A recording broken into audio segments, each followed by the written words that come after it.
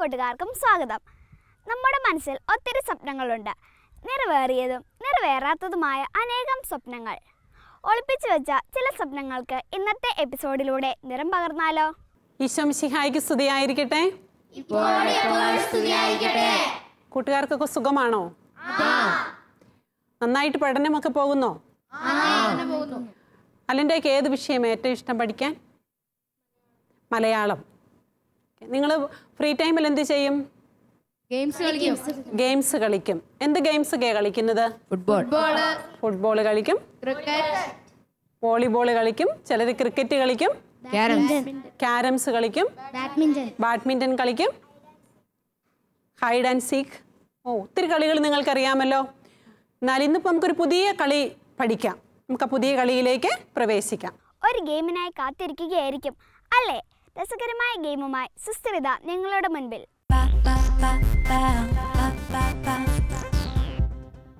നിങ്ങൾ ഗെയിംസ് കളിക്കാൻ റെഡിയല്ലേ? നല്ലൊരു 3 ബോയ്സും 2 ഗേൾസും ഗെയിംസ് കളിക്കാനായിട്ട് കടന്നു വരാം.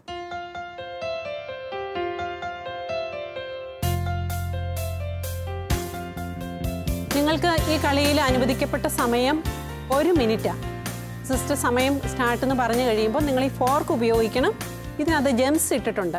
ജെംസ് വലത് കൈയിൽ ഫോർക്ക് പിടിച്ച് ഓരോന്നോരോന്നായിട്ട് കളക്ട് ചെയ്ത് നിങ്ങളുടെ ഇടത് കൈയിലേക്ക് വെക്കുക. അപ്പം ടൈം അപ്പ് എന്ന് പറയുമ്പോൾ നിങ്ങൾ നിർത്തുക. അതിനുശേഷമുള്ള കാര്യങ്ങൾ പിന്നീട് സിസ്റ്റർ പറയാം. Your time starts now.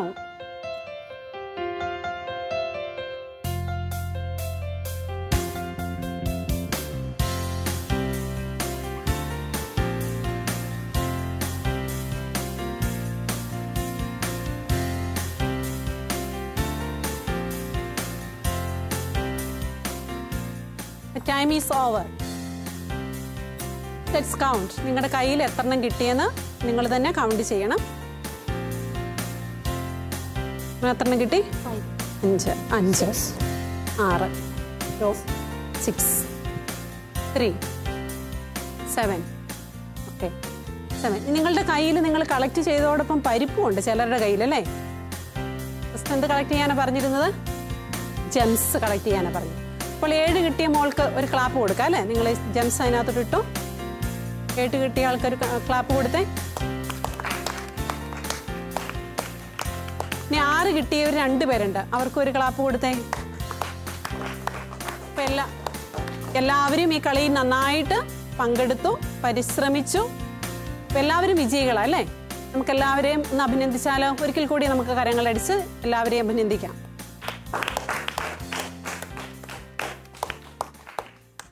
നിങ്ങളുടെ ഇരിപ്പിടങ്ങളിലേക്ക് പോകാം.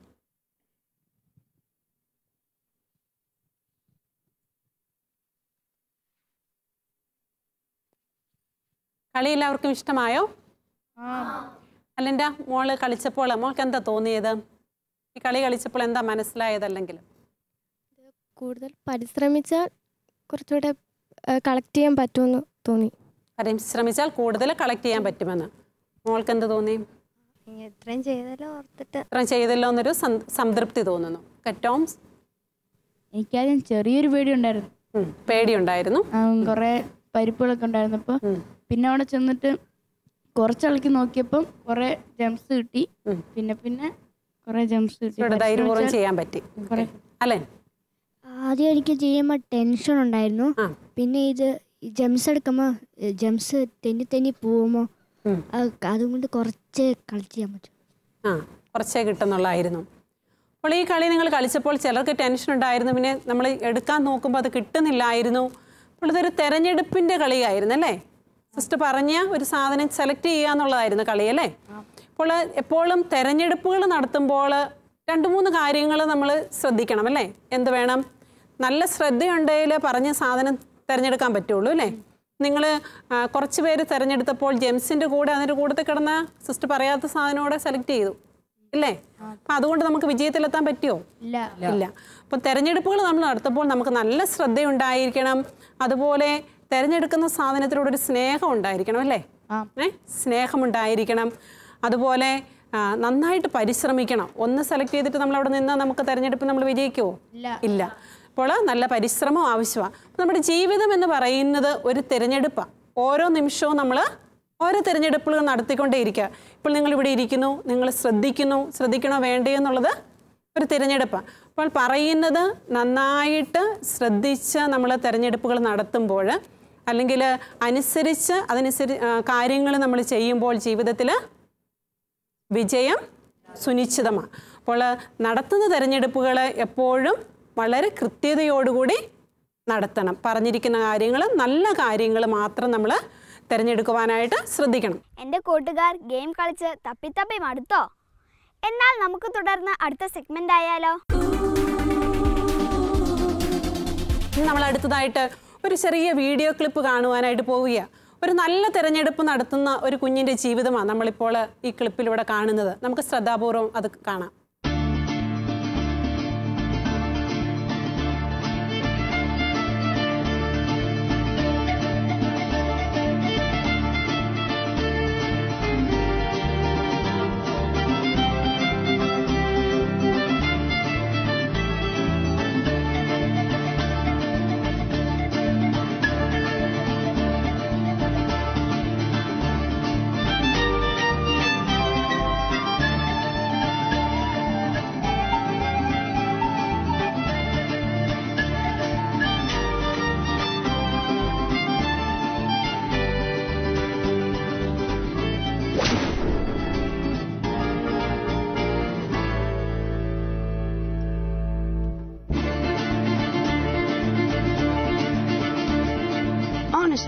Pass it on.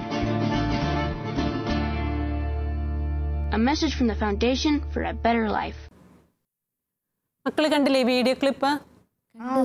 ഇത് കണ്ടിട്ട് എന്താ നിങ്ങൾക്ക് മനസ്സിലായത്? ആരെയും ചീറ്റ് ചെയ്യരുത്. പിന്നെന്താ മനസ്സിലായത്?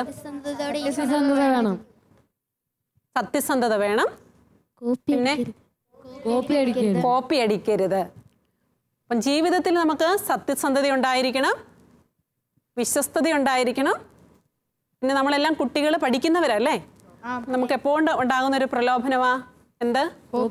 കോപ്പി അടിക്കാനുള്ള ഒരു പ്രലോഭനം. അപ്പോൾ കോപ്പി അടിക്കരുത്. അത് വിശ്വസ്തതയ്ക്ക് എതിരായിട്ടുള്ള ഒരു പ്രവർത്തനമാണ്. അപ്പോൾ ഇത്തരം കാര്യങ്ങളാണ് നമ്മൾക്ക് ഈ ക്ലിപ്പിൽ നിന്ന് മനസ്സിലായത്.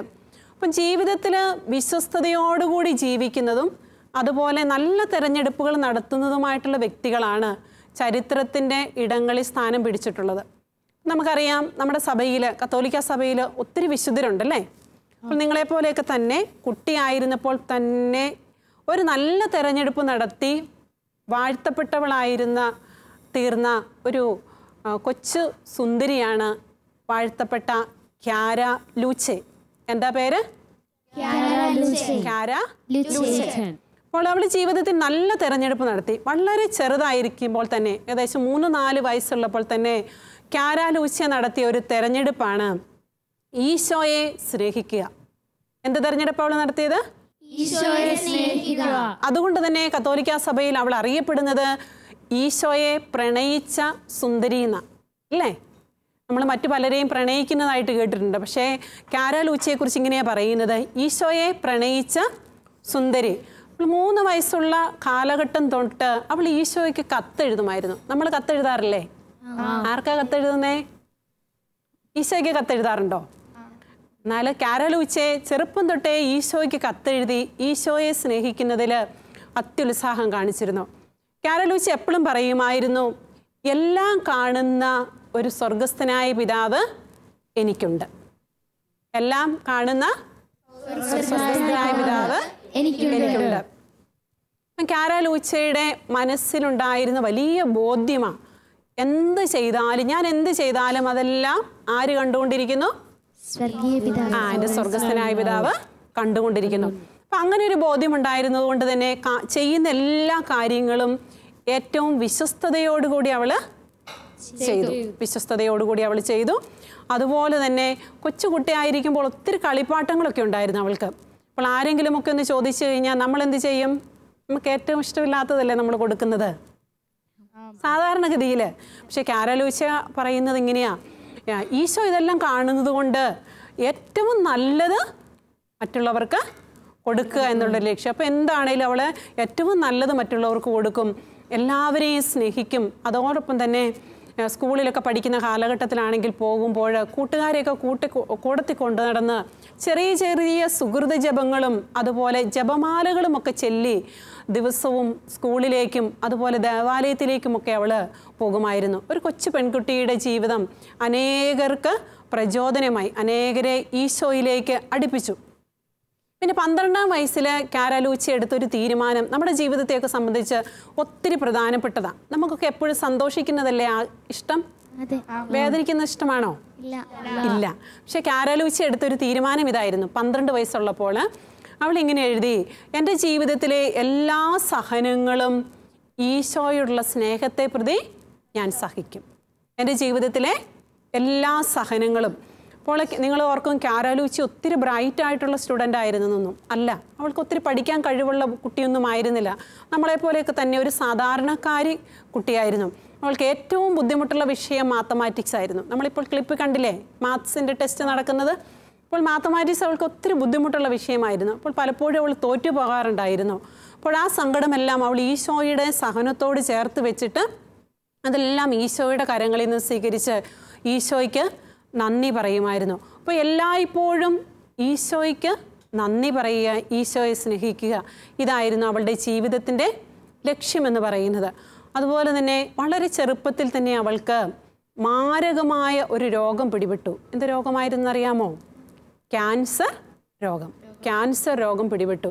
അപ്പോൾ ക്യാൻസർ രോഗം വന്നപ്പോൾ ഒരു മെത്രാന് അവളെ കാണുവാനായിട്ട് വന്നപ്പോൾ അവളോട് ചോദിച്ചു, ഇത്ര വലിയ രോഗവും അതിൻ്റെ വേദനകളുമൊക്കെ എങ്ങനെയാണ് കുഞ്ഞെ നീ സഹിക്കുന്നതെന്ന് ചോദിച്ചപ്പോൾ കാര പറഞ്ഞൊരു കാര്യമുണ്ട്, ഇതെൻ്റെ ഈശോയ്ക്ക്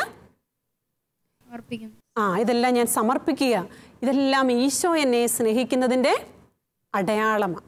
അപ്പോൾ ചെറിയ വേദനകളും സഹനങ്ങളും രോഗങ്ങളും ഒക്കെ ഈശോ നമ്മളെ സ്നേഹിക്കുന്നതിൻ്റെ അടയാളമാണ്. അപ്പം ചെറിയ വേദനകളൊക്കെ വരുമ്പോൾ നമ്മൾ ഒത്തിരി സങ്കടപ്പെടേണ്ട ആവശ്യമൊന്നുമില്ല. കാരയുടെ ജീവിതം നമ്മളെ പഠിപ്പിക്കുന്നത് സഹനം നമ്മളെ കൂടുതൽ ഈശോയിലേക്ക് അടുപ്പിക്കുന്നതിനുള്ള മാർഗങ്ങളാണെന്നാണ്. നമുക്കറിയാം നമുക്കറിയാം രോഗമൊക്കെ വന്നു കഴിഞ്ഞാൽ ഒത്തിരി വേദനയിലൂടെ കടന്നു പോകും. ഓപ്പറേഷന്, അതുപോലെ കീമോതെറാപ്പി. അപ്പോൾ ഇതെല്ലാം സ്വീകരിക്കുമ്പോൾ കാര പറഞ്ഞിരുന്നത് ഇങ്ങനെയാണ്, എൻ്റെ ഈശോയ്ക്ക് ഇതെല്ലാം ആവശ്യമാണ്, എൻ്റെ ഈശോ ഇതെല്ലാം എന്നിൽ നിന്നും ആവശ്യപ്പെടുന്നു, അതുകൊണ്ട് ഇതെല്ലാം ഞാൻ സന്തോഷത്തോടെ സ്വീകരിക്കുന്നു. അങ്ങനെ എല്ലാ വേദനകളും സ്വീകരിച്ച് എന്നാൽ കട്ടിലേക്ക് കിടന്നപ്പോൾ നമ്മളൊരു പനിയൊക്കെ വന്നു കഴിഞ്ഞാൽ എങ്ങനെയായിരിക്കും കിടക്കുന്നത്? ഭയങ്കര അവശതയിൽ. പക്ഷെ കാരയുടെ ഫോട്ടോ നിങ്ങൾ കാണണം. കട്ടിലിൽ അവളിങ്ങനെ പുഞ്ചിരിച്ചുകൊണ്ട് കിടക്കുന്ന ഒരു കാരയെ നമുക്ക് കാണാൻ പറ്റുന്നത്. ഈശോയെ പ്രണയിച്ച് സുന്ദരി കീമോതെറാപ്പിയൊക്കെ ചെയ്ത് തലയിലെ മുടിയൊക്കെ മുഴുവന് ഊർന്നു പോയി, തലയിൽ ഒറ്റ മുടി പോലുമില്ല, എങ്കിലും അവളിങ്ങനെ പുഞ്ചിരിച്ചുകൊണ്ട് കിടക്കുകയാണ്. അതുകൊണ്ടാണ് തിരുസഭയിൽ അവളെ ഇങ്ങനെ ഈശോയെ പ്രണയിച്ച സുന്ദരി എന്ന് പറയുന്നത്.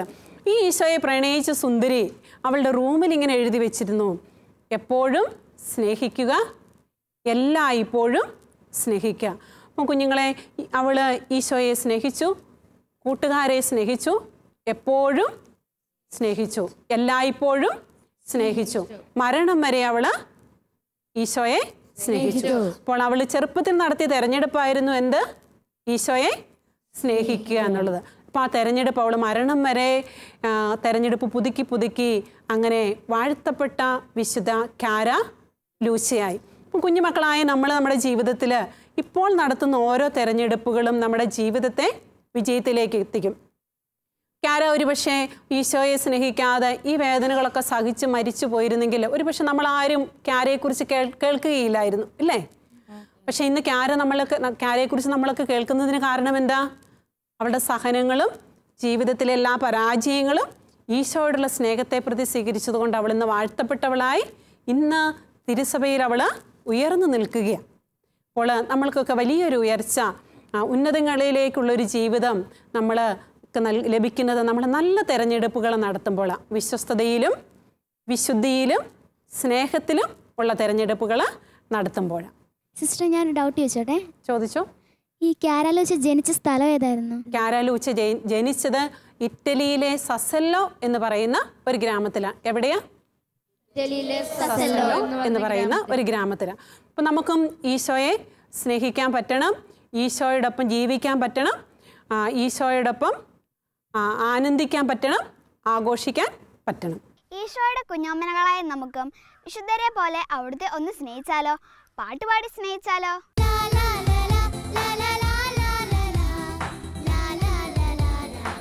ക്യാരലൂച്ചയെ പോലെ നമ്മുടെ ജീവിതവും ഒരാഘോഷമാക്കി മാറ്റണം. നമ്മളെടുക്കുന്ന ഓരോ സ്റ്റെപ്പുകളും ഓരോ ചുവടുവയ്പ്പുകളും ആർക്ക് വേണ്ടിയുള്ളതാകണം?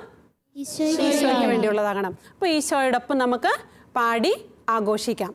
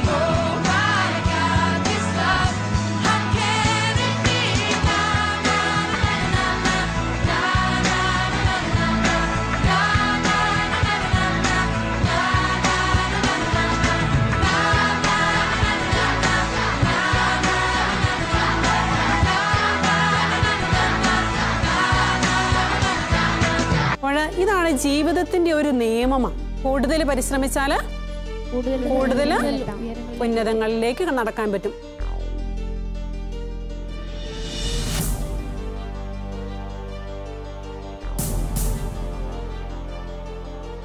ഈശോ നമ്മുടെ കൂടെയുണ്ട് നമ്മളെ സഹായിക്കാനായിട്ട്.